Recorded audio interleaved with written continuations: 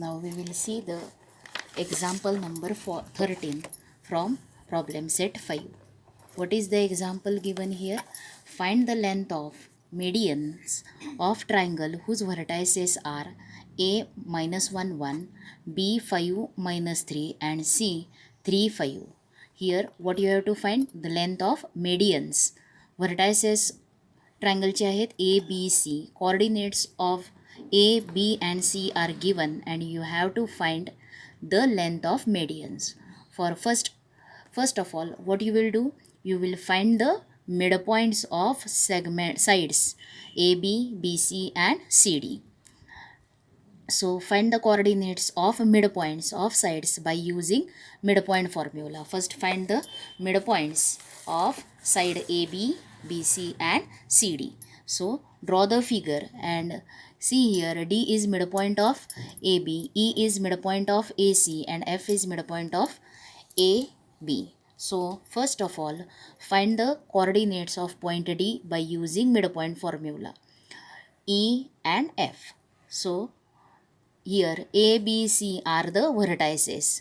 Vertices A, they are defined by x1, y1, B, x2, y2 and C, x3, y3. So first of all by using किंवा पहिल्यांदा तुम्ही काय लिहिणार segment A D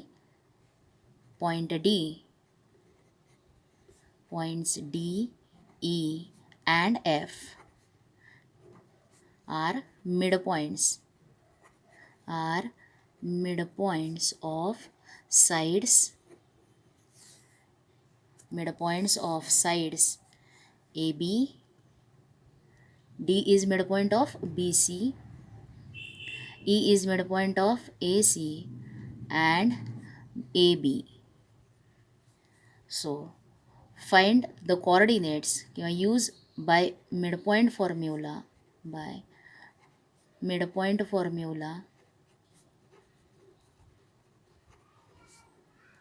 coordinates कोणाचे find करायचे आहेत? Coordinates of D E and F. D E and F are. आता पहिल्यांदा कोणाचे कोऑर्डिनेट्स फाइंड करूयात? डी. म्हणून त्याच्यासाठी डी इज मिडपॉइंट ऑफ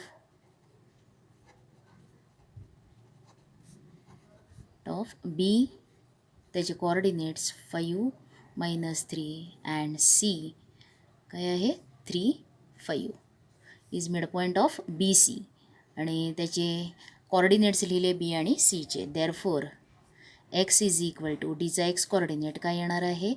आता इथं x2 प्लस x3 अपॉन 2 आणि Y coordinate is y2 plus y3 upon 2. x2 5 plus 3 5 plus 3 upon 2. 5 plus 3 किती येणार आहेत? 8 अपॉन 2 म्हणजे येणार आहे 4. इथं वायमध्ये y2 प्लस y3 म्हणजे -3 -5 upon 2 -3 plus 5 y3 is 5. So इथं किती येणार आहेत? 2 upon 2. Therefore y is equal to 1 and x is equal to 4. Therefore काय येणार आहेत तुम्हाला? कोऑर्डिनेट्स ऑफ डी काय आलेलं आहे? 4 1. सिमिलरली कोणाचे कोऑर्डिनेट्स फाइंड करायचे आहेत? Coordinates of E. आता कोऑर्डिनेट्स ऑफ ई हा काय आहे? Midpoint of E is midpoint of A C. E is midpoint of A C. एचे कोऑर्डिनेट्स लिहा -1 1 आणि सीचे कोऑर्डिनेट्स लिहा 3 5. So find the coordinates of point D are 4 1. Now E is midpoint of AC.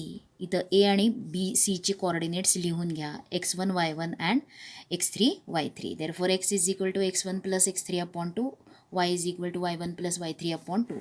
Values घाला त्यांचे आणि ते values घालून सॉल्व केलं तर तुम्हाला एक्सची व्हॅल्यू 1 येईल आणि y is equal to 3. Therefore coordinates of E काय आलेले आहेत? 1 3. In the similar way, find the coordinates of point F. कोणाचे कोऑर्डिनेट्स फाइंड करायचे तुम्हाला? एफचे कोऑर्डिनेट्स फाइंड करायचे. And here A B, F is mid point of A B. A आणि बीचे कोऑर्डिनेट्स लिहा आणि x1 y1 आणि b x2 y2. x is equal to x1 plus x2 upon 2, y is equal to y1 plus y2 upon 2. Values घातल्या तर तुम्हाला x is equal to काय मिळणार आहे?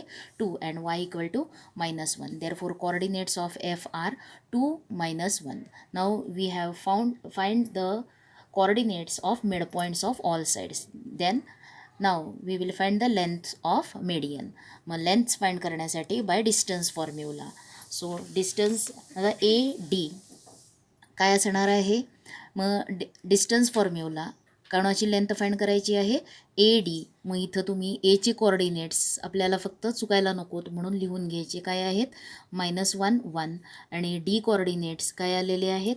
What are the coordinates of D? 4, 1. आता distance formula काय असतो? Difference of X coordinate म्हणून -1 -4 whole bracket square plus difference of Y coordinate 1 minus ब्रॅकेटमध्ये -1 होल ब्रॅकेट स्क्वेअर. आणि हे सिम्प्लिफाय केलं तर तुम्हाला काय मिळणार आहे? इथं -1 -4 म्हणजे -5 whole bracket square plus 1 -+1 whole bracket square. 5 -5चा स्क्वेअर प्लस 2चा square. Therefore distance A D is equal to किती येणार आहे इथे? 5 -5चा स्क्वेअर 25 प्लस 4 आणि 25 plus 4 is 29. Distance A D here D, coordinates of D are 4, 1, not -1, 4 and +1. इथं +1च राहणार आहे आणि इथं येणार आहे मायनस म्हणून 1 - 1 काय येईल? 0 आणि इथं हे 0 म्हणून तुम्हाला A D is equal to काय येणार आहे? Square root of 25. Therefore distance A D is equal to how much? 4. Distance A D किती आलेला आहे? Square root of 25 is 5. So distance A D is 5. आता कुठला फाइंड करायचा आहे? डिस्टन्स फॉर्म्युल्यानं. कुठला फाइंड करायचा आहे? Distance second is B E. By distance formula. Distance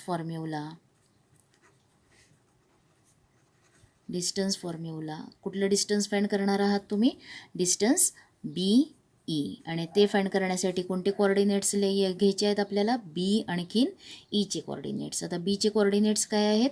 5 - 3 आणि ईचे कोऑर्डिनेट्स हे न चुकता लिहा. चुकलं तर सम चुकणार आहे म्हणून ईचे कोऑर्डिनेट्स 1, 3 आणि डिस्टन्स फॉर्म्युलाचा यूज करून तुम्ही कोऑर्डिनेट्स लेंथ फाइंड करू शकता. मग काय आहे distance formula? Difference of X coordinate म्हणून काय लिहिणार? 5 - 1 -1 whole bracket square plus difference of Y coordinate. आता वाय कोऑर्डिनेट पहिलाच कोऑर्डिनेट आहे -3 म्हणून ब्रॅकेटमध्ये लिहा -3 होल ब्रॅकेट स्क्वेअर.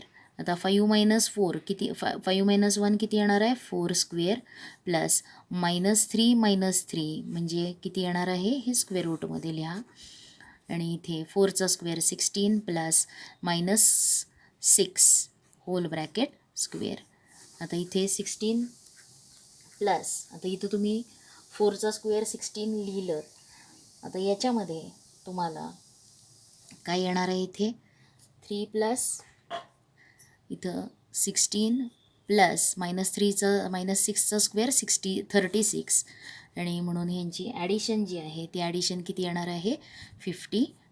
आता 52 हा कुठल्या परफेक्ट हे एवढंच ठेवलं स्क्वेअर रूट ऑफ 52 हे ठेवा किंवा अजून सिम्पल फॉर्ममध्ये जायचं आहे आपल्याला आणि त्याच्यासाठी काय करायचं आहे? 52 हा परफेक्ट स्क्वेअर नंबरचा मल्टिपलमध्ये लिहायचं म्हणजे किती येणार आहे? 4 × 13. 13 4s are 52 म्हणून तुम्ही 4 स्क्वेअर रूटच्या बाहेर घेतलं तर तुम्हाला आन्सर येणार आहे 2√13. देअरफॉर डिस्टन्स बी ई किती येणार आहे? √13. म्हणून तुम्हाला length of B E therefore B E is equal to therefore length of median B E किती येणार आहे? इथं आन्सर लिहायचं आहे. Therefore length of median AD is equal to 5. कारण का ह्या स्टेटमेंट्सला मार्क ठेवलेले असतात म्हणून ते पूर्ण लिहायचं आहे. लेंथ ऑफ मेडियन कोणती आहे? BE is equal to 2√13. आणि असंच तुम्हाला काय फाइंड करायचं आहे? डिस्टन्स CF हे फाइंड करा. सिमिलरली डिस्टन्स काय काढायचं आहे? डिस्टन्स BE काढलं आणि ते BE किती मिळालेलं आहे तुम्हाला? 2√13. आणि तसंच आपल्याला थर्ड मेडियन CF त्याची लेंथ काढायची आहे. इथं पॉईंट्सचे कोऑर्डिनेट्स लिहा, व्हॅल्यूज घाला. सिम्प्लिफाय केलं तर CF is equal to √37. Length of median CF is √37. आणि लेंथ ऑफ मेडियन्स काय काय आलेले आहेत? 5, 2√13 and √37 are the lengths of medians of triangle whose vertices are A, B, C. Now we will see the next sum and that is 14th sum. काय करायचं आहे 14th sum मध्ये? Find the coordinates of centroid of triangle if points D त्याचे coordinates आहेत -7, 6, E 8, 5 and F 2, -2 are the midpoints of the sides of that triangle. आता there is a triangle and midpoints of the sides of triangle are D, E and F. Sides triangleच्या साइड्सचे midpoints काय आहेत? D, E and F. Their coordinates are given and you have to find the coordinates of centroid. मग the centroidचे coordinates find करायचे. तुम्हाला ट्रायंगलचे midpoints साइड्सचे midpoints दिलेले आहेत. मग let D काय करणार आहात? D E आणखीन F हे कोऑर्डिनेट्स जे आहेत ते कशाचे दिलेले आहेत? मिड पॉईंट ऑफ ट्रायंगल ते दिलेले आहेत. Now we will solve the 14th sum. There is rough figure फक्त आपल्याला माहितीसाठी काढायची आहे. दिस इज अ ट्रायंगल आणि त्या ट्रायंगलचे काय दिलेले आहेत तुम्हाला? मिड पॉईंट्स दिलेले आहेत. मग D, E आणखीन F. D हा x1, y1 त्याचे कोऑर्डिनेट्स आणि ते किती दिलेले आहेत? x1, y1 is given as what are the coordinates of D? तर -7, 6. त्याच्यानंतर E हा x2, y2 न डिफाईन करा आणि त्याचे कोऑर्डिनेट्स काय दिलेले आहेत? 8, 5. आणि F हा x3, y3 न डिनोट करा आणि त्याचे कोऑर्डिनेट्स तुम्हाला काय दिलेले आहेत? सॉरी, आता इथे हे न करता व्हर्टायसेस जे आहेत ट्रायंगलचे ते डिफाईन करूयात आपण. x1, y1. F काय दिलेला आहे coordinate? F is equal to 2, -2. आता बघा Dचे coordinates do not define DEF ते कोऑर्डिनेट्स डिफाईन करू नका x1, y1. Let the vertices of triangle be x1, y1, x2, y2 and third vertex be x3, y3. मग आता त्यांना आपण नेम देऊयात A, B, C. मग let ABC with the vertices of triangle आणि तुम्हाला काय दिलेले आहेत? Let A x1, y1, B x2, y2 and C x3, y3 be the vertices of triangle. Be the vertices of triangle. Be the vertices of triangle. मग आता तुम्हाला Dचे coordinates माहिती आहेत. मग by midpoint formula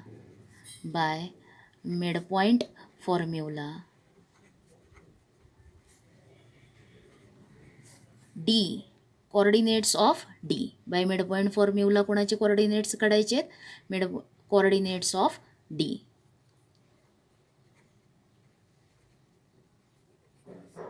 of D काय येणार आहेत? x is equal to, आता D is mid point of BC म्हणजे काय येणार आहे? x2 + x3 अपॉन 2 आणि y इज इक्वल टू काय येणार आहे? तर y2 + y3 अपॉन 2. आता x कोऑर्डिनेट माहिती आहे Dचा, काय आहे तो? x coordinate of D is -7 म्हणून x2 + x3 upon 2 therefore multiply जर केलं तर तुम्हाला काय मिळणार आहे इथे -14 is equal to x2 plus x3. तसंच इथे काय मिळणार आहे y कोऑर्डिनेट पण माहिती आहे आणि तो किती आहे 6 is equal to y2 plus y3 upon 2. Therefore अजून एक इक्वेशन तुम्हाला या बाजूला वायमध्ये इक्वेशन्स येतील, इकडे एक्समध्ये येतील आणि हे किती येणार आहे 12 is equal to y2 plus y3. Therefore इथं x2 plus x3 is equal to -14 आणि y2 plus y3 is equal to 12. हे इक्वेशन मिळाले. कशावरून मिळाले मिड पॉईंट ऑफ बी सीचा. आता तुम्हाला काय फाइंड करायचं आहे mid point of A C. Now mid point of A C, mid point of A C. मग तिथं फॉर्म्युला कोणता यूज करायचा आहे by mid point formula. Mid point formula. आता इथं कोणाचे कोऑर्डिनेट्स आहेत ईचे कोऑर्डिनेट्स, म्हणून ईचे coordinates E is mid point of A C, म्हणून x इज इक्वल टू काय लिहिता येणार आहेत तर x1 प्लस x3. ए सी म्हणजे काय आहे एचे x1 y1 आणि सीचे x3 y3, x1 plus x3 upon 2 आणि y इज इक्वल टू काय लिहिता येणार आहे y1 plus y3 upon 2.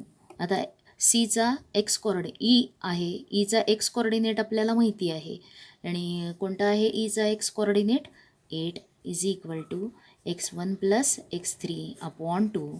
Therefore 16 is equal to x1 plus x3. Therefore x1 plus x3 is equal to 16. आता तुम्हाला अजून एक इक्वेशन मिळालं x1 आणि x3मध्ये.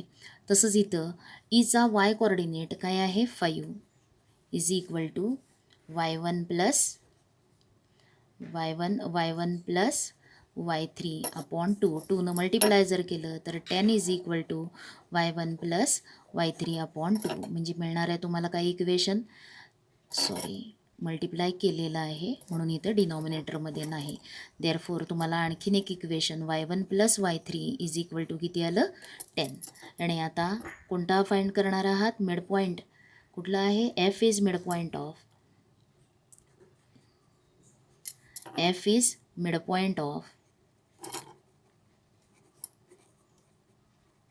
Mid point of A B. Therefore by mid point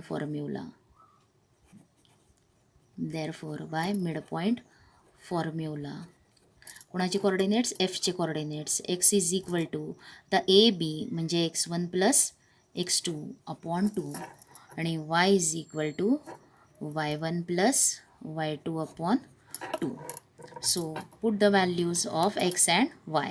मग एफचा एक्स कोऑर्डिनेट काय आहे 2, x1 plus x2 upon 2. 2 multiply केलं तर तुम्हाला इथं काय मिळणार आहे 2 2 जा 4, म्हणून 4 is equal to x1 plus x2. Therefore x1 plus x2 is equal to 4. तसंच इथं वायची व्हॅल्यू काय आहे एफचा y coordinate -2 y1 plus y2 upon 2. Cross multiply जर केलं तर -4 is equal to y1 plus y2. Therefore y1 plus y2 is equal to -4. आता बघा तुम्हाला इथं ए बी सी यांचे व्हर्टायसेस माहिती नाही आहेत, म्हणजे तुम्हाला x1 x2 x3 आणि y1 y2 y3 यांच्या व्हॅल्यूज माहिती नाही आहेत, पण we have got the equations. आता जे हे जे इक्वेशन्स आहेत एक्ससाठी आलेले त्यांना नंबर्स द्या. याला इक्वेशन 1, त्याच्यानंतर हा एक्ससाठी आलेला इक्वेशन 2 आणि हे इक्वेशन आलेलं 3. आता वायसाठी आलेले जे आहेत equations y1 plus y2 plus y3 त्याला नंबर द्या 4, त्याच्यानंतर हा येणार आहे 5, आणखीन हा येईल 6. लक्षात आले काय करायचं आहे आता ह्या तिन्ही इक्वेशन्सची जर ॲडिशन केली तर तुम्हाला काय मिळणार आहे. आता पुढचा पार्ट काय आहे ॲडिंग इक्वेशन्स आता पहिल्यांदा एक्ससाठी करूयात आणि नंतर वायसाठी करूयात. म्हणून adding equations 1, 2 and 3 we get. काय मिळणार आहे मग तुम्हाला? बघा, x2 प्लस x3, इथं आहे x1 प्लस x3 आणि इथं परत आहे x1 प्लस x2. या तिघांची जर ॲडिशन केली तर तुम्हाला काय मिळणार आहे? 2x1 plus 2x2 plus 2x3. बघा, 2x3 x3 2x3 x2 x2 2x2 आणि x1 x1 2x1 is equal to, आता त्यांच्या लेफ्ट हँड साईड्स काय आहेत? -14 प्लस 16 आणि प्लस 4. मग तुम्हाला काय एक इक्वेशन मिळणार आहे? नाव हे ॲड केलं 2x प्लस काय आहे आलेलं? 2x, therefore 2x1 plus 2x2 plus 2x3 is equal to, आता इथं बघा, -14 प्लस 16 म्हणजे येणार आहे +2 आणि +2 प्लस 4 किती येणार आहे? 6 प्लस 2 प्लस 4 म्हणजे किती येणार आहे? 6 येणार आहे. आणि म्हणून तुम्हाला x1 plus x2 plus x3, आता याच्यातून 2 कॉमन घ्या आणि ब्रॅकेटमध्ये काय राहणार आहे? x1 plus x2 plus x3 is equal to 6. Therefore x1 plus x2 plus x3 is equal to काय येणार आहे? 6/2 म्हणजे किती येईल? 3. Therefore x1 plus x2 plus x3 is equal to 3. आता हे इक्वेशन, याला इक्वेशन नंबर 7 लिहा. आता त्याच्यानंतर कोणाला ॲड करायचं आहे? नाव ॲड इक्वेशन्स. नाव ॲडिंग, आता वायचे जे इक्वेशन्स आहेत त्याला नंबर्स काय दिलेले आहेत? ॲडिंग इक्वेशन्स 4, 5 अँड 6 हे ॲड करा. आता तिथंसुद्धा बघा, तुम्हाला y2 2 वेळा आहे, y3 2 वेळा आणि y1 2 वेळा. म्हणून लेफ्ट हँड साईडला काय येणार आहे? 2y1 plus 2y2 plus 2y3 is equal to, आता प्रत्येकाचे left hand right hand sides काय आहेत? 12 प्लस 10 प्लस किती आहे? -4. मग हे किती येणार आहेत? याच्यातून 2 कॉमन घ्या, ब्रॅकेटमध्ये y1 plus y2 plus y3 is equal to, आता 12 प्लस 10 आणि हे -4. मग ह्या दोघांच्यामध्ये काय येणार आहे? 6 आणखीन 12 म्हणजे किती येणार आहे? बघा, हे 4 सबट्रॅक्ट होणार आहे. 10मधून 4 गेले तर राहणार आहेत 6. 6 प्लस 12 किती आहेत? 18. म्हणून तुम्हाला y1 plus y2 plus y3ची value मिळणार आहे आणि ती 18/2 म्हणजे किती मिळणार आहे? y1 plus y2 plus y3 is equal to काय मिळणार आहे? व्हॅल्यू 9. ह्याला म्हणा इक्वेशन 8. आता तुम्हाला कोणता फॉर्म्युला यूज करायचा आहे? Centroid formula. काय आहे सेंट्रॉइड फॉर्म्युला ट्रायंगलचा? x1 कोऑर्डिनेट काय असणार आहे त्याचा? x1 plus x2 plus x3/3. मग आता हा फॉर्म्युला, त्याच्यासाठी जे लागणारा न्यूमरेटर आहे तो तुम्हाला मिळालेला आहे. आणि आता तुम्ही काय करणार? सेंट्रॉइड फॉर्म्युल्याचा यूज करायचा. By using centroid formula. Now by using काय यूज करणार आहात? Centroid formula. By using centroid formula x coordinate पहिल्यांदा काढा आणि नंतर वाय काढा. मग x इज इक्वल टू काय आहे? x1 plus x2 plus x3/3 आणि y कोऑर्डिनेट काय असणार आहे? y1 plus y2 plus y3/3. मग आता इथं तुम्ही इक्वेशन 7 वरती लिहिलेलं आहे. काय आहे? x1 plus x2 plus x3, it is 3/3 आणि ह्याच्या पुढं लिहा फ्रॉम 7. आणि इथं y इज इक्वल टू काय मिळणार आहे तुम्हाला? y1 plus y2 plus y3ची value काय आहे? 9/3 आणि याच्या पुढं लिहा फ्रॉम 8 इक्वेशन. आता काय येणार आहे, therefore X is equal to 1 आणि वाय इज इक्वल टू किती येणार आहे 3. X is equal to 1 and Y is equal to 3 हे त्याचे काय येणार आहेत कोऑर्डिनेट्स. देअरफॉर काय लिहायचे तुम्हाला, सेंट्रॉइड जो असतो तो कशानं डिनोट केला जातो, G. Therefore centroid G coordinates of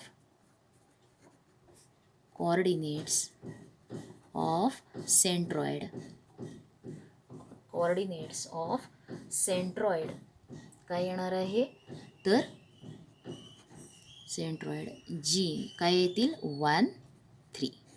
these are coordinates of centroid 1 3. Now we will see the 15 sum. Show that A 4 minus 1, B 6 0, C 7 minus 2 and D 5 minus 3 are the vertices of square. तुम्हाला हे 4 vertices दिलेले आहेत A, B, C, D. Coordinates are given and you have to show that the vertices are of a square.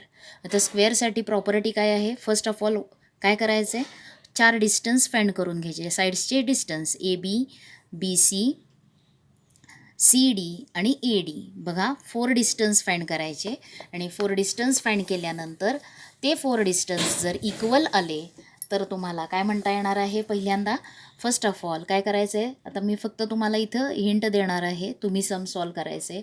तुम्हाला काय करायचं आहे, पहिल्यांदा याच्यामध्ये फाइंड ए बी, त्याच्यानंतर B C, C D and A D हे डिस्टन्स फॉर्म्युल्यानं फाइंड करा.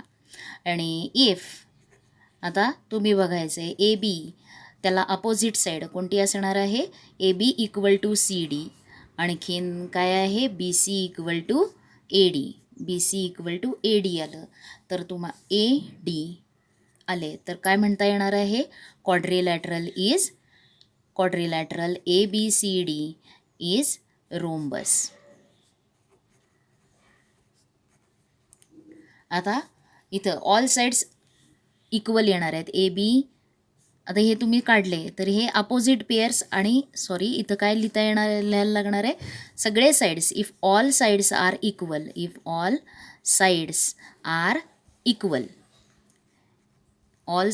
इक्वल तर तुम्हाला काय लिहिता येणार आहे, क्वाड्रिलॅटरल इज रोम्बस. म्हणजे A B equal to C D equal to that is A B equal to C D equal to B C equal to A D हे जर इक्वल आले तर त्याला काय म्हणता येणार आहे, इट इज अ रोम्बस. आता स्क्वेअरसाठी रोम्बस हा स्क्वेअर केव्हा होणार आहे, तर त्याचे डायगोनल्स जे आहेत ते कॉन्ग्रुएंट आले, इक्वल आले तर त्या रोम्बसला काय म्हणता येणार आहे, स्क्वेअर. म्हणून ह्याच्यानंतर तुम्हाला काय फाइंड करायचं आहे, फाइंड डायगोनल्स. आता डायगोनल्स कोणते आहेत तर ए सी आणि दुसरा डायगोनल कोणता आहे बी डी. यांच्या लेंथ फाइंड करायच्या डिस्टन्स फॉर्म्युल्यानं.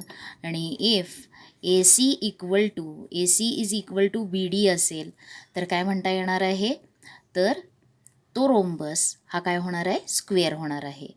मग rhombus whose diagonals are equal then it is a square.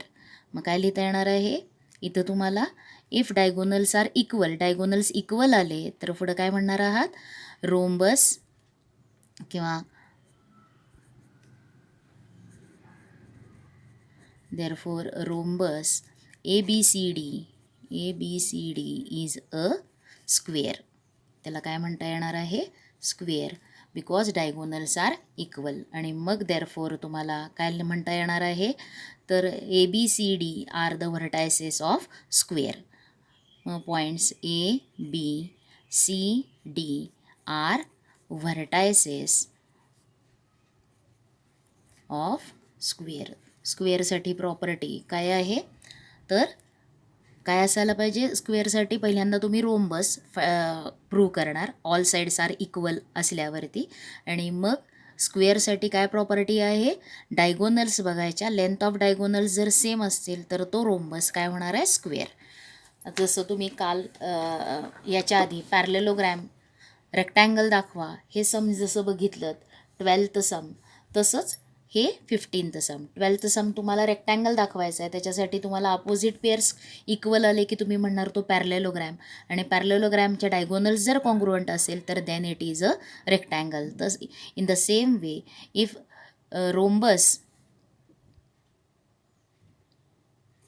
Rhombus जो आहे त्याच्यामध्ये ऑल साइड्स इक्वल, आणि तो स्क्वेअर केव्हा होणार आहे, if the length of diagonals are equal. Then we will see the 16th some.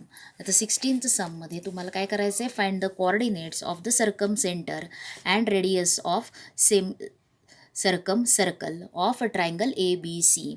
If A 7 1 B 3 2 and C 2 0, B चे coordinates 3 5 and C 2 0 are given.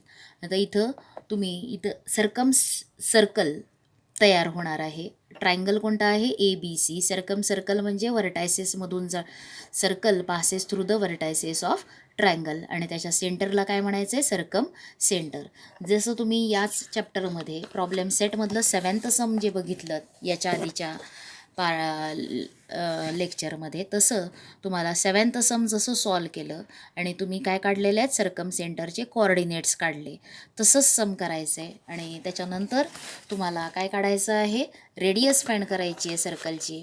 मग सर्कलची रेडियस फाइंड करण्यासाठी तुम्ही circum centre जो आहे त्याला नेम जर P दिला असेल तर तुम्ही ए पी या डिस्टन्स जे तुम्हाला मिळणार आहे value, AP is equal to AP square BP square, या तुम्ही लेंथ फाइंड करणार आहात पहिल्यांदा इक्वेशन्स, आणि AB स्क्वेअर त्याच्यानंतर BC स्क्वेअर AC स्क्वेअर, आणि त्याच्यावरून तुम्ही 2 इक्वेशन्स फाइंड करणार, AB square equal to BC square आणि AB square equal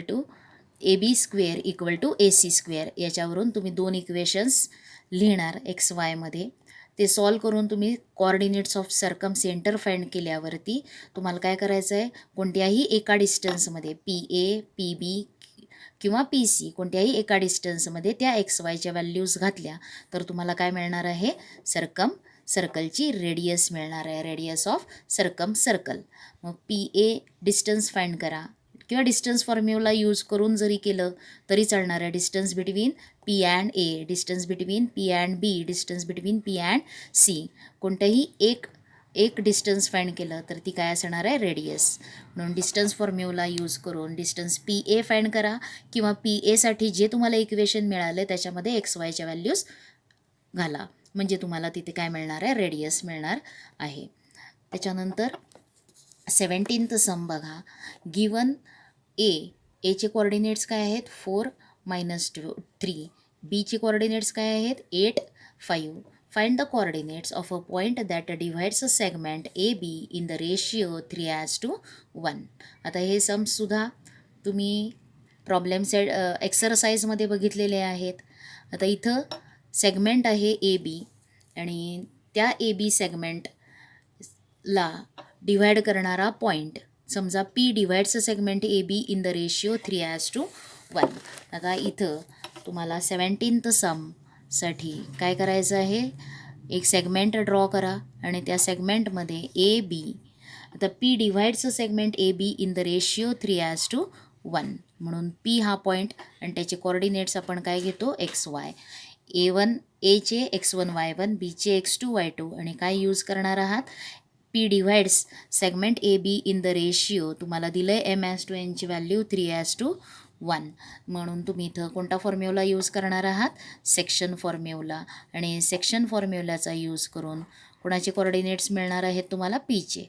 X coordinate काय आहे, X इज इक्वल टू काय आहे, MX2 + NX1 अपॉन M+N, आणि दुसरा Y coordinate of P is given by MY2 + NY1 upon M+N, हे येणार आहे. आणि हे सॉल्व केल्यावरती तुम्हाला Pचे कोऑर्डिनेट्स मिळणार आहेत. M अँड Nच्या व्हॅल्यूज काय आहेत, 3 आणखीन 1, M is 3 and N is 1. A आणि Bचे कोऑर्डिनेट्स तुम्हाला दिलेले आहेत. A इज 4 3 -3, आणि Bचे कोऑर्डिनेट्स काय आहेत, 8 5. व्हॅल्यूज घाला, आणि हे या फॉर्म्युलाचा यूज केला की तुम्हाला Pचे काय मिळणार आहेत, कोऑर्डिनेट्स मिळणार आहेत. Now we will see the 18th sum. आणि आता 18th सम यामध्ये काय आहे, find the type of quadrilateral if points A B C and D are joined serially. 4 points दिलेले आहेत तुम्हाला आणि ते जर सिरियली जॉईन केले म्हणजे A B B C C D आणि ए डी जॉईन केले तर जो क्वाड्रिलॅटरल मिळणार आहे तो त्या क्वाड्रिलॅटरलचा टाईप विचारलेला आहे. म्हणजे तुम्हाला काय करायचे आहेत, 4 डिस्टन्स फाइंड करायचे. ए बी डिस्टन्स फाइंड करा, बी सी डिस्टन्स फाइंड करा, ए सी डिस्टन्स फाइंड करा. आणि ते डिस्टन्स फाइंड केल्यानंतर तुम्हाला जर त्याचे साईड्स कसे येणार आहेत, A B opposite pairs congruent आले तर तुम्ही काय म्हणणार आहात, तो पॅरलेलोग्रॅम म्हणता येणार आहे. त्याचबरोबर तो पॅरलेलोग्रॅम रेक्टँगलसुद्धा असू शकणार आहे. मग त्याच्यासाठी तुम्हाला काय काढायला लागेल, अजूनही 2 डिस्टन्सेस डायगोनल्सचे डिस्टन्सेस काढायचे, ए सी आणखीन बी डी. म्हणजे टोटल डिस्टन्स फॉर्म्युलाचा यूज करून 4 साईड्स आणि काय काढायचे, 2 डायगोनल्स, 4 साईड्स अँड 2 डायगोनल्स, एवढे 6 डिस्टन्स फाइंड करायचे. जर अपोजिट पेअर्स कॉन्ग्रुअंट असतील तर त्याला काय म्हणता येणार आहे, पॅरलेलोग्रॅम. आणि त्यामध्ये डायगोनल्स जर कॉन्ग्रुअंट आले तर तो पॅरलेलोग्रॅम काय होणार आहे, रेक्टँगल. आणि जर डायगोनल्स कॉन्ग्रुअंट नसतील तर तो कोणता टाईप असणार आहे क्वाड्रिलॅटरलचा, इट इज अ पॅरलेलोग्रॅम. आणि आता जर तुम्ही हे 4 साईड्स काढले, त्यांची लेंथ काढल्या आणि तुम्हाला 4ही साईड्सच्या लेंथ इक्वल आल्या तर तुम्ही त्याला काय म्हणणार आहात, रोम्बस. आणि पुढं त्याचे जर 2 डायगोनल्स इक्वल असतील, डायगोनल्स पण इक्वल आल्या तर तो रोम्बस काय होणार आहे, स्क्वेअर. आणि जर डायगोनल्स इक्वल नसतील तर तो क्वाड्रिलॅटरल काय असणार आहे, रोम्बस. आता मी इथं दोन्हीही टाईप क्वाड्रिलॅटरलचे सांगितले, पॅरलेलोग्रॅम आणि रोम्बससाठी. म्हणजे दिलेला जे व्हर्टायसेस आहेत तो रेक्टँगल आहे का पॅरलेलोग्रॅम आहे, त्याचबरोबर रोम्बस आहे का स्क्वेअर आहे, याच्यासाठी सांगितलेलं आहे. आता तुम्ही सॉल्व करायचे, आणखीन तुम्ही ठरवायचे काय येणार आहे. मग ए बी फाइंड करा, बी सी डिस्टन्स फाइंड करा, सी डी डिस्टन्स फाइंड करा, ए डी डिस्टन्स फाइंड करा. हे 4 साईड्सचे डिस्टन्स फाइंड करून अजूनही 2 कुठले डिस्टन्स फाइंड करायचे आहेत, 2 डायगोनल्स फाइंड करायचे आहेत. One is diagonal A C आणि दुसरं आहे डायगोनल बी डी. हे डिस्टन्स कसं फाइंड करणार आहात, डिस्टन्स फॉर्म्युलाचा यूज करून. आणि मग जर अपोजिट पेअर्स कॉन्ग्रुअंट आले म्हणजे ए बी आणखीन सी डी इक्वल आले, अपोजिट पेअर्स इक्वल आले तर त्याला म्हणणार तुम्ही पॅरलेलोग्रॅम. आणि डायगोनल्स कॉन्ग्रुअंट असतील तर तो पॅरलेलोग्रॅम काय होणार आहे, रेक्टँगल. आणि डायगोनल्स कॉन्ग्रुअंट नसतील तर तो क्वाड्रिलॅटरल काय असणार आहे, पॅरलेलोग्रॅम. आणि जर समजा तुम्हाला हे 4ही डिस्टन्सेस साईड्सचे इक्वल आले तर तो क्वाड्रिलॅटरल काय असणार आहे, रोम्बस. आणि जर डायगोनल्स 2 कॉन्ग्रुअंट असतील तर तो रोम्बस काय होणार आहे, स्क्वेअर. आणि जर डायगोनल्स कॉन्ग्रुअंट नसतील तर दिलेला क्वाड्रिलॅटरल काय असणार आहे, रोम्बस. आता हे 18th सम पर्यंत तुम्हाला सॉल्व करता आले पाहिजेत सम्स. रिव्हिजन करा, सम्स सगळे सॉल्व करा. आणखीन तुमच्या रिव्हिजनसाठी सगळे सम्स हे सॉल्व करा. मी हे सम्स तुम्हाला एक्सप्लेन केलेले आहेत, मग त्या एक्सप्लेनेशनवरून हे सम्स सॉल्व करा.